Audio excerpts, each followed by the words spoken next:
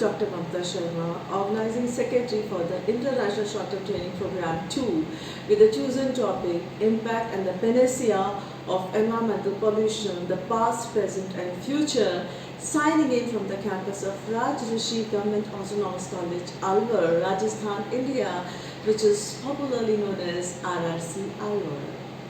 So, we have a message from our patron and the principal, Professor Dr. Hukam Singh Ji, who is talking about the minute-to-minute schedule as well as something about the environmental pollutions. So, let's hear him. Professor Dr. Hukam Singh Ji. Rajrishi राजकीय autonomous college Alwar international short term training programme 2 हम करने जा रहे हैं, जिसका विषय है impact and panacea of environmental pollution, the past, present and future. Date 20 से 26 अप्रैल 2022, 7 दिवसीय ISTTP सेकेंड हम आयोजित कर रहे हैं। खुशी की बात है कि इसमें अब तक 2050 रजिस्ट्रेशंस हमारे हो चुके हैं और दुनिया भर से कुल 32 देश इसमें भाग ले रहे हैं, जो इस प्रकार हैं: Ethiopia, Bangladesh, Nigeria, Tanzania, Philippines, Malaysia, China, Nepal, Pakistan, Sri Lanka, Uganda, Libya, Canada, Oman, घना, USA, UK, Egypt, Algeria, United Arab अमीरात, मोरक्को, इंडिया और चिन बिसाऊ एंड कैमरून। और खुशी की बात यह है कि जो पिछली ISTTP हमने किया था उससे हटकर 8 देश हमसे नए इसमें जुड़ रहे हैं, जो इस प्रकार हैं: Iran, Bahamas, Singapore, Uzbekistan, Kenya, West Africa, Iraq और जंजीबार। इस प्रकार कुल 32 देश इसमें शिरकत कर रहे हैं। दूसरे शब्दों में कहूँ कि दुनिया में 7 महाद्वीप हैं और 7 महाद्वीप को हमने टच कर रहे हैं। ये अत्यंत हर्ष का विषय है। इस सारे कार्यक्रम में 7 दिवसीय में टोटल की नोट एड्रेस हमारे 32 हैं। Countries of speakers Malaysia, Canada, China, Ethiopia, UAE, Tanzania, India से बड़े बड़े ख्यात नाम विद्वान इसमें शिरकत करेंगे, अपने संबोधन से लाभान्वित करेंगे। जो स्पीकर्स हैं वो इस प्रकार हैं: first day doctor Hukam Singh, India; doctor MM Saxena, doctor Satya Prakash Mehra, doctor Preeti Gupta, doctor Prem Adhish Lekhi, Malaysia; doctor C Upendra Rao, JNU Delhi; professor Anil Kumar Sangani, Bikaner; doctor Rashmi Tyagi, IIT Roorkee; doctor Abhishek Swaroop, Sheetal Gupta; doctor Mandeep Kaur, doctor Anupam Saxena, Tanzania; doctor Abhishek Mehta, doctor Pragnesh Parmar, doctor Mamta Sharma, doctor Subhash Chandra, doctor Ajay Kumar Gandhi, doctor Satyendra Nath, doctor Rajendra के Purohit, doctor Yahya Bakhtiyar, doctor Aruna Chakravarti, doctor Shankar Subramanian Iyer, UAE, doctor Meera Srivastava, doctor Ajay Prakash Gupta, doctor Vasudev Guru Lule, doctor Ruchi Sharma, doctor Shashi Verma, doctor Ritu Srivastava, doctor Raj Naranware, Canada, doctor Mohammad Asif Shah, Ethiopia, doctor K Salila और doctor S Vijay Kumar, China. इस प्रकार ये 32 विद्वान इस कार्यक्रम को संबोधित करेंगे, कीनोट स्पीकर्स रहेंगे। डे बाय डे इस प्रकार है: डे फर्स्ट यानी 20 अप्रैल को inauguration and unveiling of the training manual and first book of ICMSD by the patron and principal professor doctor Hukam Singh. आपको मैं याद दिलाना चाहता हूँ कि पिछले दिसंबर में हमने एक अंतर्राष्ट्रीय कॉन्फ्रेंस किया था, जिसका नाम हमने ये दिया था उस कॉन्फ्रेंस को लेकर लगभग हमारी 8 बुक्स प्रिंट आउट हो रहा है और हमें उम्मीद है कि 20 तारीख को जब हम ISTTP सेकंड का उद्घाटन करेंगे, हम प्रथम पुस्तक इसकी लॉन्च करेंगे। वेलकम एड्रेस डॉक्टर सुधा सुखवाल श्रृंगी, की note speaker doctor MM Saxena, vice chancellor Tantia university Sriganganagar Rajasthan. और अगले की नोट स्पीकर हमारे हैं इस दिन 20 तारीख को Satyaprakash Mehra and his team, Hemlata Lahore. आप Rajputana society of natural history SGNCOICNC India से हैं। तीसरे की नोट स्पीकर हैं इस दिन हमारे doctor Preeti Gupta, associate professor zoology, Kotputli Rajasthan से।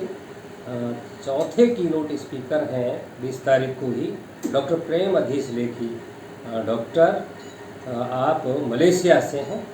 और अगले की नोट स्पीकर हैं 5वें professor C Upendra Rao, JNU New Delhi. Day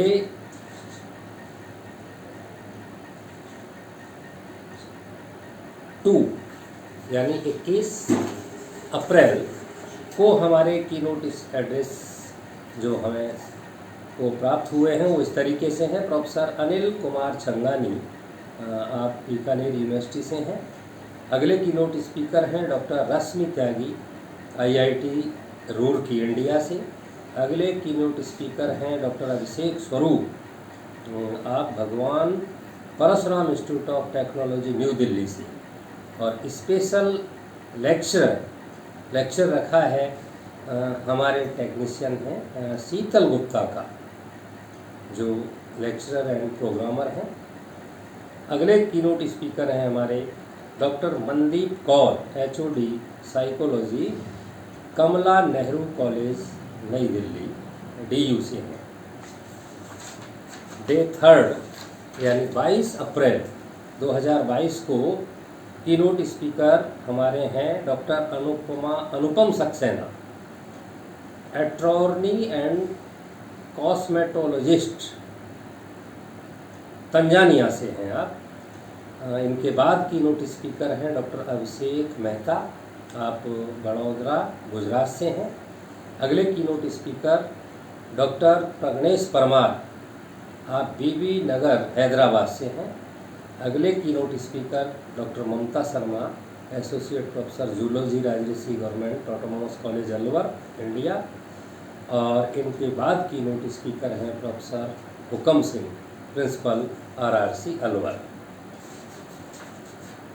day 4 यानी 22 अप्रैल को कीनोट स्पीकर हैं हमारे doctor Subhash Chandra, HOD zoology, MDS university Ajmer India.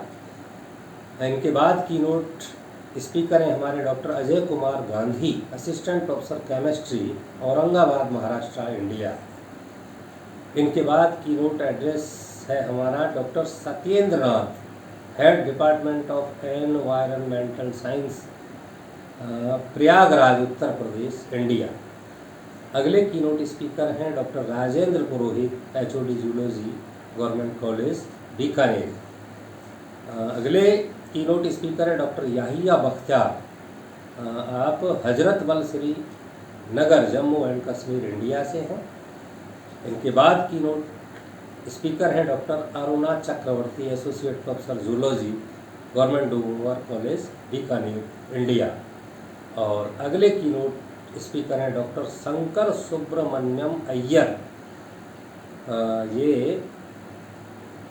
Assessor IQA, external examiner TVET NQA, आप Sardar Patel university United Arab अमीरात से आप अपना संबोधन देंगे। डे 5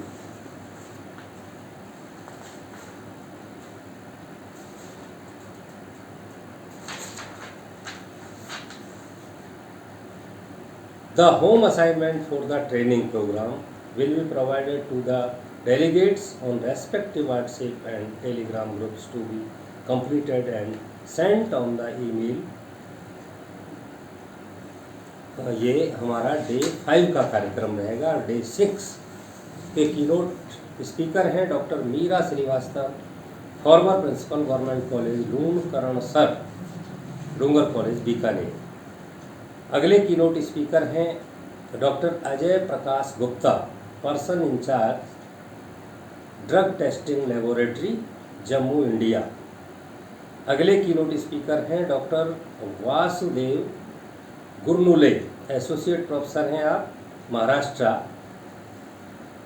अगले कीनोट स्पीकर हैं doctor Ruchi Sharma, professor and director Jagran lake city university Bhopal India. और अगले कीनोट स्पीकर हैं doctor Shashi Verma, associate professor Bikaner. और अगले कीनोट स्पीकर हैं doctor Ritu Srivastava, deputy director teaching and learning Mumbai India. Day 7 और डे 7 कीनोट एड्रेस एड्रेस करेंगे हमारे doctor Raj Narnaware, department of human health and science, faculty of nursing, Edmonton Alberta Canada से। दूसरे keynote speaker हैं इस दिन हमारे डॉक्टर मोहम्मद आसिफ साहब, ये केबरी देहार यूनिवर्सिटी इथोपिया से हैं। तीसरे keynote address doctor K Salila, assistant professor department of education Tamil Nadu. और अगले कीनोट स्पीकर हैं doctor S Vijay Kumar, post doctoral research scientist, आप चाइना से हैं। इनके बाद कीनोट एड्रेस करेंगे doctor Rajiv Kumar Mahajan, scientist G and adviser, science and engineering research board, ministry of science and technology, government of India. इस प्रकार ये सप्तदिवसीय हमारा ISTTP सेकेंड पूर्ण होने जा रहा है। ये बात मैंने पहले भी कही और फिर दोहरा रहा हूँ कि बड़े गर्व की बात है कि दुनिया के 7 महाद्वीप के प्रतिनिधि डेलीगेट्स हमारे इस प्रोग्राम से जुड़ रहे हैं। ये हमारे महाविद्यालय के लिए और आप सभी के लिए गौरव की बात है। आप सभी के प्रति मैं आभार और बधाई प्रेषित करता हूँ। बात करते हैं जो हमारा विषय है ISTTP सेकंड का, पर्यावरण प्रदूषण का प्रभाव और समाधान, भूत वर्तमान और भविष्य, impact and panacea of environmental pollution, the past present and future. हम भारत देश के वासी हैं और भारत पुरातन और सनातन परंपराओं वाला देश माना जाता है। चूँकि हमें वर्तमान भूत भविष्य तीनों परिप्रेक्ष्य में पर्यावरण प्रदूषण के बारे में जानना है, इसके कारणों को जानना है और फिर कारणों का समाधान की ओर हमें बढ़ना है। हमारे इस ISTTP सेकंड का जो लक्ष्य है, जो एम है, उद्देश्य है, वो यही है और यही मान करके हमने इसको विश्व के सामने इस मंच के माध्यम से रखा है। और मैं उम्मीद करता हूँ, निवेदन करता हूँ विद्वानों से, सुधीजनों से, रिसर्चर्स से, वैज्ञानिकों से, प्रोफेसर साहिबानों से कि वो अपना योगदान इस मंच के माध्यम से इस विषय पर अपने विचार रखें ताकि समाधान की ओर हम आगे बढ़ सकें। भारत देश की जहाँ तक मैं बात करता हूँ, मैं स्वयं ग्रामीण परिवेश से हूँ। हमने देखा है कि गाँवों में पहले गांव के बाहर तालाब हुआ करता था, जिसे जलाशय कहिए, पोखर कहिए, नदियाँ होती थी, नहरें होती थी। जो रास्ते थे वो कच्चे रास्ते होते थे, जिन्हें पगडंडियाँ कह सकते हैं, लेकिन दोनों ओर सघन वृक्षावली होती थी। ये सब प्रदूषण के प्रति हमारे पूर्वजों की सजगता का प्रतीक है। आज उसी ग्रामीण परिवेश में ना वो तालाब है, ना वहाँ कोई नदी है, ना वहाँ कोई नहर है और ना ही प्लांटेशन बचा है। इससे ये साबित होता है कि हमारे पूर्वज या हमारा जो प्राचीन जो साहित्य है वो पर्यावरण की सजगता के प्रति कितना सजग था। ये बात हम कालिदास जैसे महाकवि के अगर अध्ययन हम करें तो उनकी पुस्तकों में, चाहे वो नाटक है चाहे वो काव्य है, उनसे ये ध्वनित होता है कि वो किस तरीके से वर्णन करते हैं। जैसे मेघदूत में वो वर्णन करते हैं कि यक्ष मेघ से कहता है कि तू अलकापुरी जाना, वहाँ तुझे ऐसे वृक्ष मिलेंगे, ऐसे पर्वत मिलेंगे, वहाँ तुझे धूप मिलेगी, वहाँ है बादल, तू थोड़ी देर रुककर बरस जाना ताकि वहाँ की वनस्पति शांत हो जाए, उसको जल मिल जाए।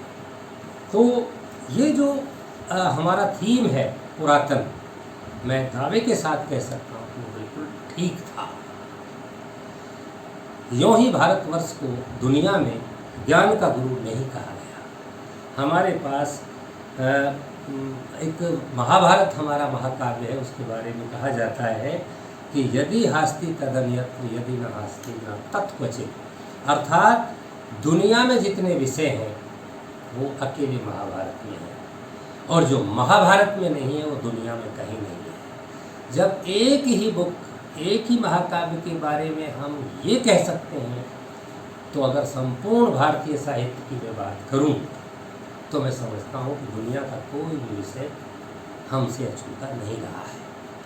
ये दुर्भाग्य की बात है कि हमारे ही ज्ञान को ले जाकर आक्रांताओं ने अपनी अपनी भाषाओं में ट्रांसलेट कर और उसे वापस परोसा गया। जैसे एक छोटा सा उदाहरण आपको मैं दूंगा। एक शब्द है अंग्रेजी भाषा का बाई गॉड, और बाई गॉड का, मैं तो संस्कृत का विद्यार्थी हूँ लेकिन मैं ये अर्थ समझता हूँ कि ईश्वर की कसम। लेकिन भारतवर्ष में न जाने कितने नौजवान और कितने बुद्धिजीवी लोग इस शब्द का दिन में या जीवन में कितनी बार प्रयोग करते हैं, रोजमर्रा की भाषा में, बोलचाल की भाषा में, रोज दैनिक जीवन के उपयोग। अब देखिए, बाई गॉड कहना, बाई गॉड मैंने ये काम नहीं किया, बाई गॉड मैंने ये नहीं किया। जो वक्ता है, जो इस प्रयोग कर रहा है इस वाक्य का, उसे ये ज्ञान कतई नहीं है कि मैं क्या कह रहा हूँ।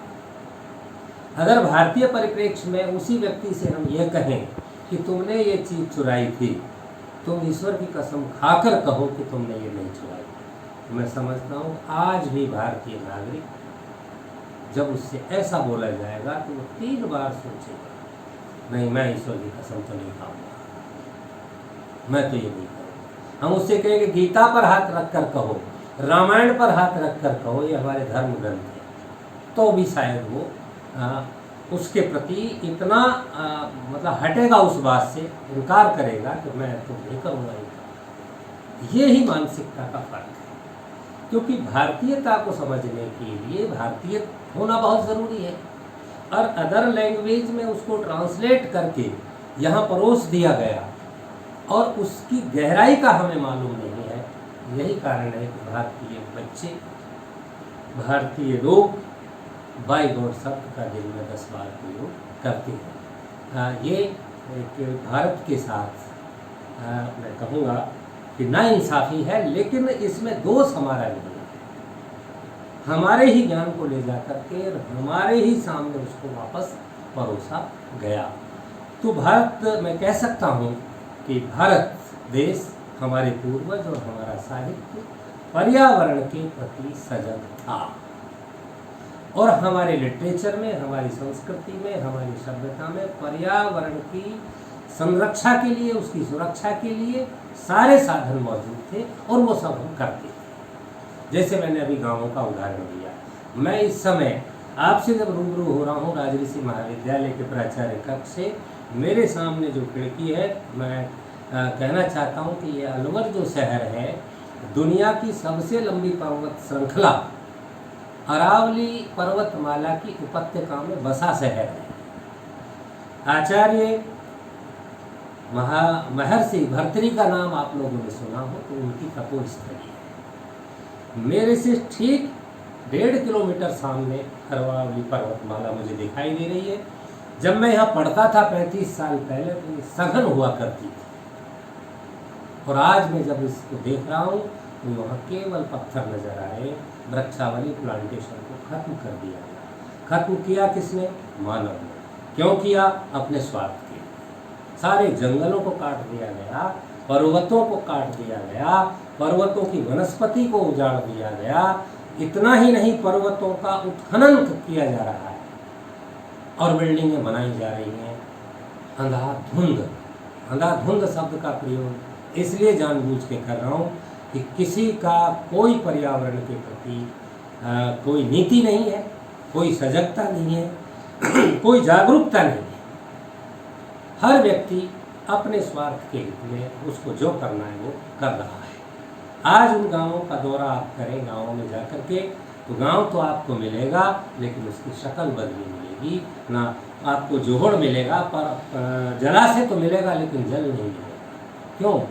इस धरती माँ का इतना दोहन किया है लोगों ने कि आज जो पहले 25 फीट गहराई पर पानी प्राप्त था, आज 2500 फीट पर भी उपलब्ध नहीं हो रहा है।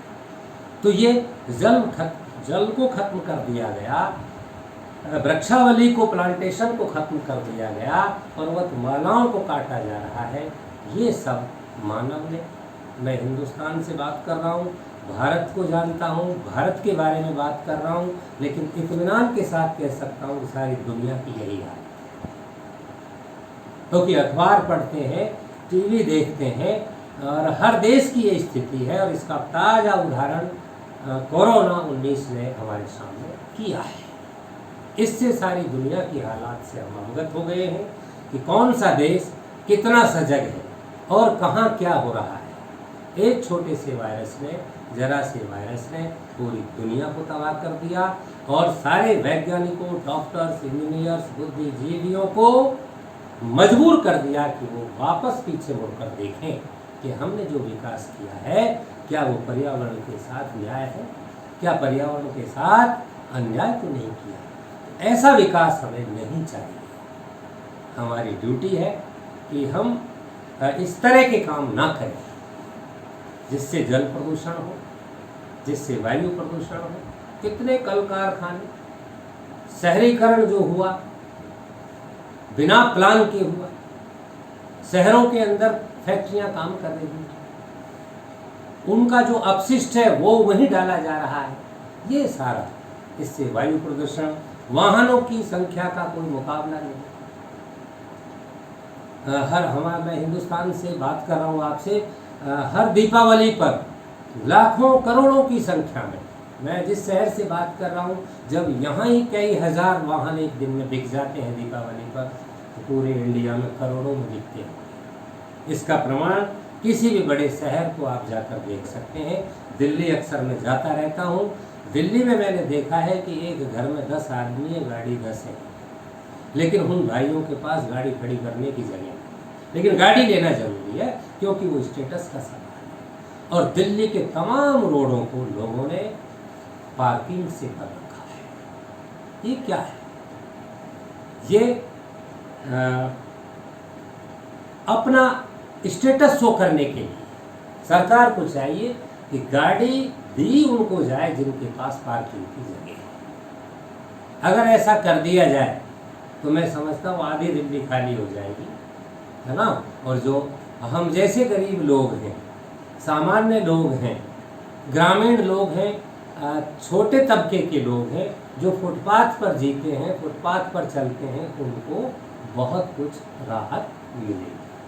तो मैं ये कह सकता हूँ कि ये जो हमारा ISTTP सेकेंड है, इसका जो मकसद है हमारा, वो सिर्फ ये है कि हमारा जो भूतकाल था वो तो स्वर्णिम था, नो डाउट। कभी ऐसा कुछ नहीं हुआ, सारी चीज़ें यथा योग्य थी। हमारा प्रकृति, हमारा पर्यावरण सुरक्षित था। और आज हमने उसको बर्बाद कर दिया। वर्तमान में मैं भारत सरकार से, राजस्थान का सरकार से और दुनिया की सरकारों से, शासनों से ये अपील करता हूँ कि ध्वनि प्रदूषण, वायु प्रदूषण, जल प्रदूषण, मिट्टी प्रदूषण, इन सब को रोकने के लिए नीतियों का निर्माण करें। जितने भी आविष्कारकर्ता हैं, वैज्ञानिक हैं, डॉक्टर्स हैं, इंजीनियर्स हैं, प्रोफेसर्स हैं, रिसर्चर्स हैं, उन सबसे भी मैं अपील करूँगा कि वो भी अपने मन और मस्तिष्क से अधिक इस दिशा में चिंतन और मनन करते हुए दुनिया के सामने इस पर्यावरण प्रदूषण के प्रति जागरूकता लाने के लिए, लोगों में अवेयरनेस पैदा करने के लिए काम करें, अपने विचार रखें, ताकि ये पर्यावरण हमारा बच सके। और ये हमारी पीढ़ी की, वर्तमान पीढ़ी की का दायित्व है, जिम्मेदारी है कि हम भविष्य की पीढ़ियों को सुरक्षित रखने के लिए पर्यावरण, वर्तमान में पर्यावरण के प्रति सजग रहें, उसे संरक्षित करें, अधिक से अधिक संख्या में पेड़ पौधे लगाएं, जल का संरक्षण करें, कम से कम वायु प्रदूषण करें, कम से कम ध्वनि प्रदूषण करें और इस दिशा में काम करें। एक भजन की पंक्ति मुझे याद आ रही है, बचा लो पर्यावरण बस हो गया भजन, बचा लो पर्यावरण बस हो गया भजन।